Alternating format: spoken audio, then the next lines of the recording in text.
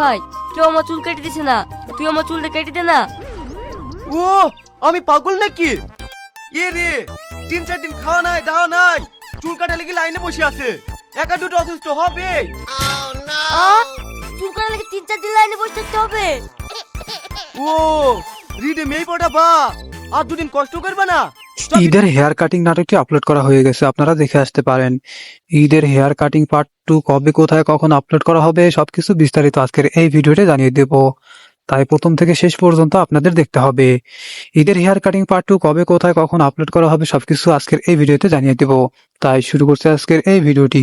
যদি নতুন হয়ে থাকেন তাহলে ভিডিওতে লাইক দিয়ে চ্যানেলটি সাবস্ক্রাইব করে পাশে থাকা বেল আইকনটি বাজিয়ে রাখুন।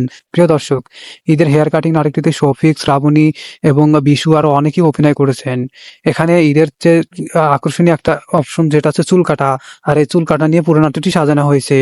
বিশু এখানে একজন গরিব ফ্যামিলির একজন সদস্য এবং সে তার বাবার কাছে ফ্যামিলি থেকে চুল কাটার জন্য টাকা নেয়, এবং টাকা নিয়ে যখন সে চুল কাটার জন্য যায় দেখে সে বিশাল বড় একটা লাইন এবং সেলুনে অনেক লোকজন বসে আছে।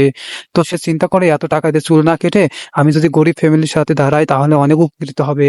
তাই বিশু তার বাবার থেকে টাকা পয়সা নিয়ে এক গরিব ফ্যামিলিতে এসে তার ছেলে মেয়েকে একটা ঈদের উপহার দেয়। তাই এখান থেকে বোঝা যায় যদি আমরা না খেয়ে থাকি, আমার পাশের গ্রামে যদি পাশের বাড়িতে না খেয়ে থাকে কেউ খোঁজ খবর নেয় না, অথচ আমাদের টাকা খরচ করার জায়গা নেই। তাই বিষয় এটা চোখে দেখিয়ে দিল যে অযথা টাকা খরচ না করে আমরা গরিবের পাশে দাঁড়াতে পারি এবং ঈদের আনন্দ সবার সাথে ভাগ করতে পারি।